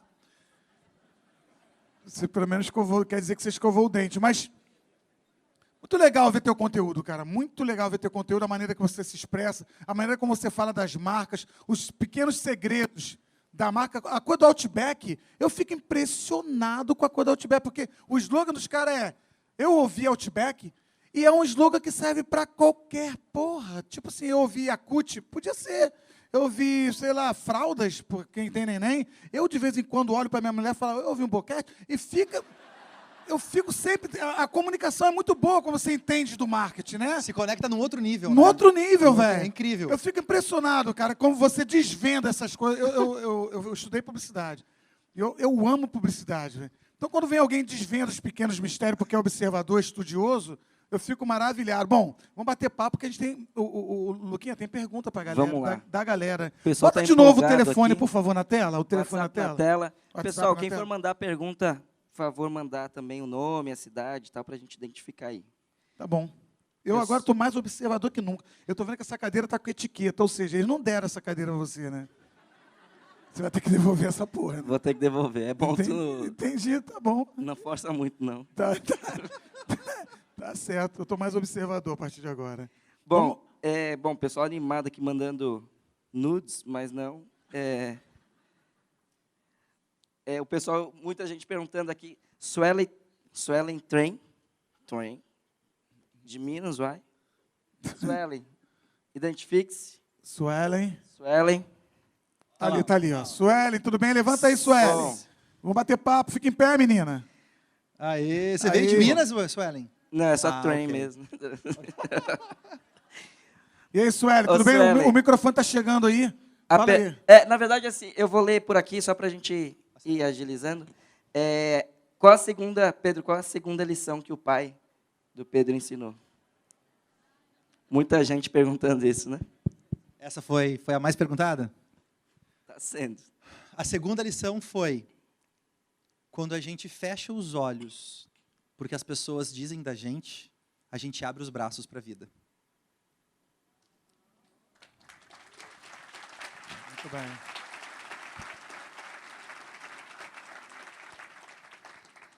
Muito bom, vamos.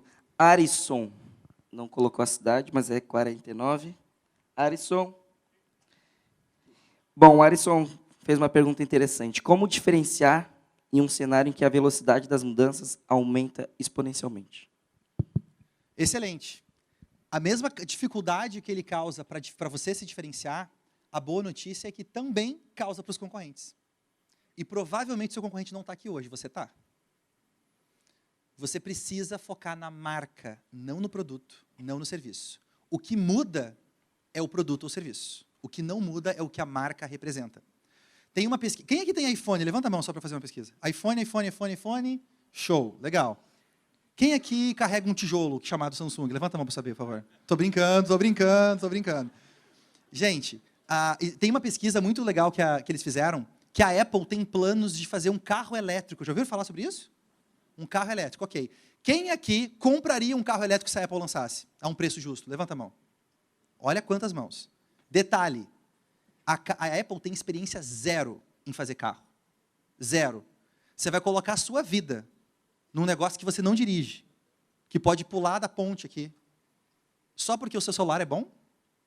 E a resposta é sim. Porque as pessoas confiam na marca, e se a marca foi boa até hoje nisso, se eles vão lançar alguma coisa, eu vou confiar neles também. Você percebe? O produto muda. A Apple vendia computadores lá atrás, o nome era Apple Computers. Hoje ela vende... O iPhone está investindo em várias outras coisas muito mais tecnológicas que não existiam. Mudança da tecnologia. O produto muda. O que não muda é o posicionamento da marca de sempre trazer para você o melhor, com confiança, com qualidade e com um jeito revolucionário que a marca tem. Por isso, tem que focar na marca. Você não pode ser um fornecedor. O pior posicionamento que existe no mundo é ser fornecedor de alguma coisa. Você percebe que você pode ser qualquer um? Qualquer um toma o seu lugar, se você for um fornecedor. Mas se você for uma marca que representa o que a pessoa acredita, ela vai colocar na camiseta, ela vai colocar no carro, ela vai colocar em qualquer lugar, e quando você lançar outros produtos porque mudou, ela ainda confia em você. Muito bom. Próxima pergunta da Cibele Brandão, Advogados. Quem é o verdadeiro dono da marca? Essa questão de registra, não registra, problemas de desafios, de fato, burocráticos, né? Então, quem de fato é o dono da marca? Lucas, toda empresa de sucesso que eu conheci até hoje é um movimento disfarçado. Toda empresa que hoje é um sucesso porque as pessoas amam a marca não é um produtor ou um vendedor de produtos. Ela representa um movimento que a pessoa acredita. Então, o seu papel como criador da marca é conseguir entender o que o seu cliente, que a gente chama de avatar, o que o seu avatar busca realizar na vida dele, e você ser um líder de um movimento que reúne pessoas que acreditam na mesma coisa. Quando você faz isso, quem realmente pensa no que a marca é a sua essência. Você não desenha e faz uma coisa que... O que as pessoas estão querendo? Eu vou fazer o que elas querem. Quebrou a essência. Se não estiver alinhado com quem você é, então a união de quem você é, do que você acredita, com pessoas que também acreditam nisso, junta essas pessoas e forma um movimento. Tem uma frase muito poderosa, Lucas, que eu sempre lembro, que eu ouvi alguns anos atrás, que é assim: sozinho eu sou um louco, em grupo somos uma revolução. O seu papel é ser um louco que encontra os outros para fazer a revolução. É você ter clareza da revolução que você quer fazer e você encontrar outras pessoas que também queriam, mas estavam quietinhos, porque eles achavam que não pertenciam a nenhuma tribo. E você diz, não, você que pensa assim, vem para cá porque a gente está te esperando. Aqui é a tribo que você tem que fazer parte. Então, a resposta é, quem é dono realmente do que a marca representa é a união da revolução que você quer causar, do movimento que você quer liderar, com o que você acredita, com o que as pessoas também estão querendo fazer, mas ela achava que ninguém mais queria fazer aquilo. Agora, olha só, deixa eu só aproveitar essa pergunta. Como ninguém inventou mais a roda, tudo parece estar já inventado, o que você acha também da chupinhança, né? Vamos usar esse termo. Termo técnico, é isso aí mesmo. Da similaridade que existe entre marcas, da pessoa que tem o poder de perceber. Por exemplo, quem está no mercado fonográfico entende que a Ludmilla, por exemplo, que é uma cantora, é extremamente importante para o sucesso da Anitta. Isso é comprovadamente, quando lançaram o Menudo, a mesma gravadora lançou também o Ciclone, o Dominó aqui no Brasil, porque eles precisavam criar uma concorrência. Porra, Ciclone, Marrom. Eu sou dessa época. Caraca, velho. Eu tenho 46 anos, cara. Tá bom, muito bom. É que a tinta é boa, não, né? Mas eu sou velho. Então, eu fico pensando assim, eu estou olhando ali, criar o que mais ninguém criou. Estou lendo ali. A minha dúvida é, até onde é saudável, em vez de criar, perceber qual é o movimento atual, quais são as tendências, e até onde não é legal você, de repente, sei lá, criar uma marca de tênis chamado Abibas. Entendeu? Like. Um tênis chamado Like, a marca é parecida e tal. Tem gente que vai no caminho do outro, e às vezes esse que veio depois até supera quem veio primeiro. E ainda que não supere, quem vem no caminho do outro vive muito bem, maravilhosamente bem, porque está seguindo o caminho do outro. Essa percepção é uma percepção ruim de mercado, na sua opinião, do cara que fica de olho no que está acontecendo para ir na onda? Eu acredito que... Vocês já viram quando tem um tubarão, uma baleia nadando, e tem um monte de peixinho que vai nadando debaixo dele? Você nasceu para ser esse peixinho? Tem pessoas que sim, tem pessoas que não vão se importar, mas tem pessoas que não. O meu papel é inspirar o cara que nasceu para ser o peixão, para ele não ser um peixinho, e falar que ele nasceu para ser o peixão. Não, e aí o que acontece? As pessoas vão querer entrar ali, a diferença entre essas duas pessoas é o que te incomoda. O marrom, quando ele deita o travesseiro na cabeça de noite, ele está feliz com a vida dele? Ele acha que ele realizou o que ele nasceu para fazer? Se ele tem essa vozinha dele comendo ele por dentro ainda, ele vai acabar querendo compartilhar para as pessoas a visão que ele tem. A revolução, ela acontece com alguns estágios, é interessante porque se aplica nisso. O primeiro estágio é o de descontentamento, onde eu olho a indústria fonográfica e falo, cara, ninguém está fazendo o que eu acho que tinha que fazer.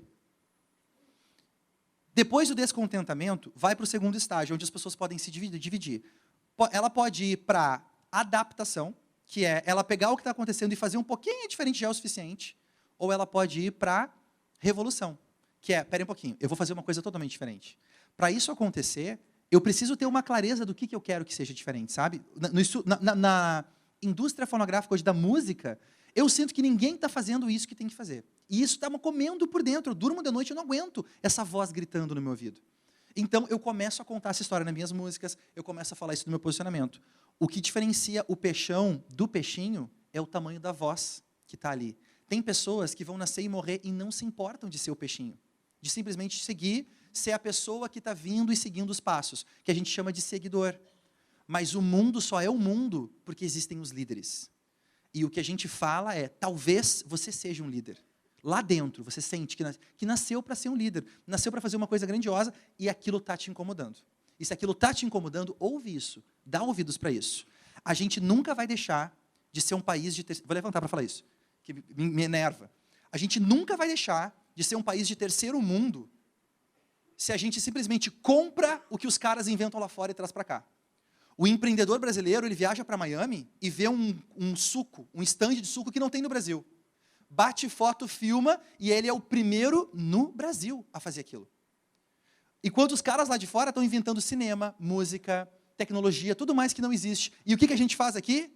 Compra o iPhone mais caro do mundo. Quanto é que vocês acham que vai custar esse iPhone X novo que eles lançaram agora? 54 mil reais. E vai ter fila de gente comprando. A gente nunca vai deixar de ser um país de terceiro mundo se a gente não parar de ter a mentalidade de colono, de colônia, onde o imperador veio, colonizou, e a gente compra da colônia o que eles vendem para a gente. A gente tem que passar a ser o exportador, não o importador. A gente tem que fazer o que a Havaianas fez, de pegar do nosso jeito, com o nosso DNA, e fazer algo tão diferente, seguindo essa minha voz, que os caras não têm escolha a não ser vir aqui e comprar da gente. Se a gente quer ser um país de primeiro mundo, a gente precisa vender mais do que a gente compra. E hoje, a gente está comprando mais do que a gente vende. E eu acho que a solução passa por a gente decidir ser o peixão.